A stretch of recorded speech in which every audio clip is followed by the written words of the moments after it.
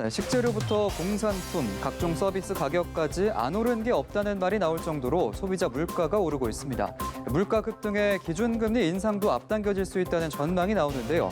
전 세계적으로도 인플레이션이 눈앞에 현실로 다가오는 건 아닌지 걱정이 커지고 있습니다. 오늘의 그래픽 뉴스, 소비자 물가 급등입니다. 통계청이 발표한 지난 5월 소비자 물가지수 작년 같은 달 대비 2.6% 증가했습니다. 지난 2012년 4월 이후 9년 만에 최고치인데다 한국은행의 물가관리 범위인 2%를 이렇게 2달 연속 넘어선 건데요. 코로나19 사태에 따른 기저효과와 작황 부진, 또 조류 인플루엔자 발생에 따른 농축수산물 가격 급등, 국제 유가 상승 등이 주된 이유로 꼽힙니다. 자, 구체적으로 살펴보면 우선 밥상 물가가 크게 올랐습니다. 팥값이 130%가 넘게 폭등했고 마늘, 달걀, 사과, 고춧가루 등이 상승폭이 컸습니다. 전체적으로 보면 농축수산물 가격이 12.1%가 올랐는데요. 원재료 값이 뛰면서 국수와 식용유, 빵값 등도 덩달아 올랐습니다.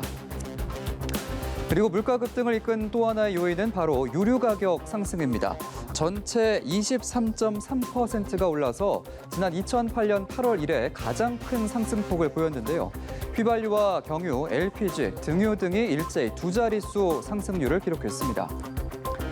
이렇게 물가가 오르면 통화당국은 결국 금리를 올려서 물가를 진정시킬 수밖에 없는데요. 한국은행의 기준금리 인상 시기가 빨라질 수 있다는 전망이 나오는 가운데 이미 시중금리는 상승세를 보이고 있습니다.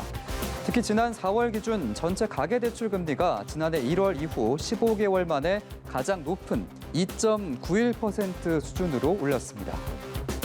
자, 이렇게 물가도 오르고 금리도 오르는 상황에서 오르지 않는 건 월급밖에 없다는 한탄 역시 현실에 가깝습니다.